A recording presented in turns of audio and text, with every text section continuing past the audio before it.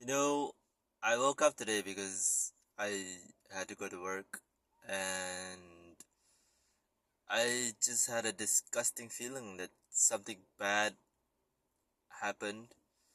And lo and behold, I turn on the news or rather scroll on Google and see that Eric Ten Hag has been sacked or is leaving or is parting ways. I don't care how you fucking phrase it. This is a fucking joke. Like, we have been here many a times before. We've sacked Van Gaal, we've sacked Moyes, we've sacked Marino, we've sacked Ole, we've sacked Rannick. Oh, okay, Ole definitely needed to be sacked. I definitely agree that he should have never touched um, the Manchester United job. I don't know why he got a job at Manchester United. Obviously, he's a legend as a player, but he was never good as a coach. Like, even in his Cardiff days, I didn't see a good manager there. Maybe at Molde, he could do better because he was Norwegian, and probably Norwegian football is slower. Who knows? I don't know. I never watched Norwegian football. I don't really care about Norwegian football. I care about the English Premier League because I grew up with the English Premier League. I grew up with Barclays. I grew up with the 0708 team. It's just a joke. I think that this morning, receiving the news that um, Ten Hag is going, and just looking at the state of our team and looking at how close we are to the final, the FA Cup final, is really a detriment and a really a full amalgamation of the state of our club. It started with the fucking leaks on the day of the Brighton game, or previously it's the Newcastle game before that. And we've had to make taken out of us because we let this fucking stadium rot. We've let these parasites stay at our club. Oh, Ineos are coming, they're gonna help us. No, they're not gonna help us. We're gonna be here again in in 2 years' time. Now it's getting shorter. Every 2 years we're changing a manager. It's 2 years of Rannick and then 2 years of Ten Hag. Rannick should not have been sacked. He should have been moved upstairs. He should have been our DOF. He should have been our director of football. But no, we sacked him, and now there's rumors that he'll get the Bayern Munich job. Whatever. I don't really care what Renning does, but obviously I wish him the best. But if he does get the Bayern Munich job, it reflects badly on us as well, because why should we deserve less than the best? We are the best. We were the best. You know, it's absolutely disgusting. I'm really pissed off. I really thought that we were gonna keep Ten Hag, give him more year. If it doesn't work out in the third year, then yes, I'll put my hands up and say, okay, maybe it's time to change the direction. But to be very fair, a manager needs 5 years now, even longer than that, because the project can't be done over a 2 year period, and even more so that the second period was marred by the injuries that we have had. We've had injuries at left back. We've had injuries at right back. We've had injuries at center back. CB, RB, LB. All those positions are important, and we had a solid back line in the first year with David De Gea, but obviously Ten Hag decided to change keepers. Now, I'm not the biggest fan of De Gea. I've gone on record to say I didn't really like him when he first came in.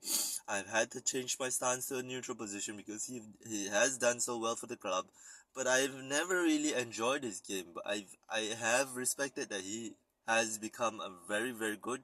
He had become a very good shot stopper for us. He was never good at penalties, and I knew as soon as the Europa League final, when Ole was in charge and we went to penalties, I was like, that's us done, because De Gea can't do shit at penalty shootouts. He's very bad at penalty shootouts, and lo and behold, we went out of the Europa League final. We were runners up. We were second place. It was it was absolutely a shambles, and I just I don't know where the club is going, because I have stopped watching Manchester United play. I stopped when Van Gaal was here. I was like, no, never again. I'm gonna watch this fucking shit football, and I've never really come back to watching Manchester United. I mean, I've watched highlights here and there. I've never watched a full game, and laud me all you want, but I still love this club. I still keep up with the news. I still watch the important bits of the highlights. I still watch a lot of a lot of the matches on the Manchester United club app. I do still keep up with it. I have not lost the love of the club, but it is getting harder and harder and harder to support Manchester United, because now the dominance of Manchester City has turned into the olden days of Manchester United. Yes, you could say like the 115, and I've taken a mick out of the Manchester City fans with the 115 as well. But let's just say like they they didn't have those chargers. Those wins are still wins, but because of those chargers, obviously in the court of public opinion, they are not legitimate they're not legitimate title holders. They're not legitimate winners at all, because they've had the money. They've turned the money into a moneyball game, and and lo and behold, it has turned out good for them. And I don't for one second say that Manchester City don't deserve it. I just say that the ways in which they got there was very, very disgusting. Obviously, with Manchester United, there was a period of dominance, but there was never at all a money issue with Manchester United, because we are one of the biggest clubs in Europe. We have the revenue to back it up. We have the TV stuff to back it up. We have the we have all of that. The titles, the championships, the European Cups, everything. It's better 100% more than Manchester City. Obviously, when Liverpool won it, I was really happy for them, even though I'm a Manchester United fan, because I did say like, okay, Liverpool definitely deserves a title, because they have, even though they're our rivals, our rivals as well, we respect them, because they were the ones who pushed us in the past to the 20th title. Now 20 times versus 90 times. You know what I'm saying? It's more than what Liverpool has achieved, but now as well, Liverpool has equaled our um, um, titles count, whatever. I don't really care about that. But what I'm trying to say is that Liverpool definitely has had success that is legitimate in the football fans' eyes, and I think that for me, it's more of that I'm very, very disappointed in that we did not get rid of the Glazers. I definitely think that this is a very Glazer move, and Ineos has kind of replicated that, and I don't know why, they replicated that. I'm sorry about my phone is kind of just just fell a bit. Very sorry about that, but I do feel that um we're we're now on a fucking rudderless ship that we're gonna go nowhere. We're probably gonna get a De Zerbi or a Potter in, because we're just gonna be a club that wants to control the manager. But I don't really want that. I want a Sir Alex Ferguson. I want to I want to I want a manager that can implement his style, and we have to let him cook. We have to let him do what he needs to do. We have to let control. We have to let the manager have control. Control of the club, control of the players that he has. If he doesn't like the players, he can sack them, he can sell them, he can let go, he can release them. this is what Pep Guardiola does. This is what Wenger did. This is what Klopp did. This is what many other big managers have done. Jose Mourinho, Carlo Ancelotti. All of those managers, they've done this, and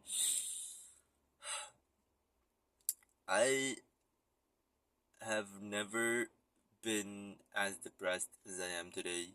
Like, this is really affecting me as a person, and I thought I have fallen out of love with Manchester United before, but this is this is getting close to rock bottom, and I know we have not reached rock bottom. This is like literally like the few hundred leagues just before rock bottom, and I feel like we're gonna hit a boiling point of rock bottom, and it's just gonna be super fucking shit. Like, I'm sorry, like this is absolutely disgusting. Like, I don't know what to think anymore. Like, because I don't know who the manager is gonna be. I don't know who our striker is gonna be. I don't even know if we're gonna even buy a striker. Like, maybe the new manager is gonna come in and be like, no, we can do a false nine system, and do all that bullshit. It's just a sad day. Like, I didn't think it would come to this. I would have thought like maybe after the finals we'd get the news. Obviously, and if it had been that Manchester United sacked Ten Hag, it'd be another fucking Dutch manager sacked after a FA Cup final, which he had won. And it's just silly. It's just silly now. We're on a fucking carousel, and it keeps coming circling back. And I don't know what these new generation kids are thinking about, because it's it's just sickening, because you can't keep changing the manager if you don't change the staff, because if you don't change the staff, then all the fucking staff knows the ins and out of the business, and they can fucking sabotage the fucking manager. You know what I'm saying? Like, it doesn't make any fucking sense. Anyway, guys, I don't have anything else to say because I need to go. Thank you guys so much for watching. I hope you guys don't mind me ranting like this. If you do, don't watch it. But I'll see you guys when I see you guys. Thank you guys so much for watching. I thank you guys for so much for still being here with me. But as I said, I'll just be in and out of this YouTube stuff. Like, I don't know what content I can do. It's mostly gonna be that, like this, vlogs, brands. Yeah. Thanks so much for watching, and I'll see you guys in the next video.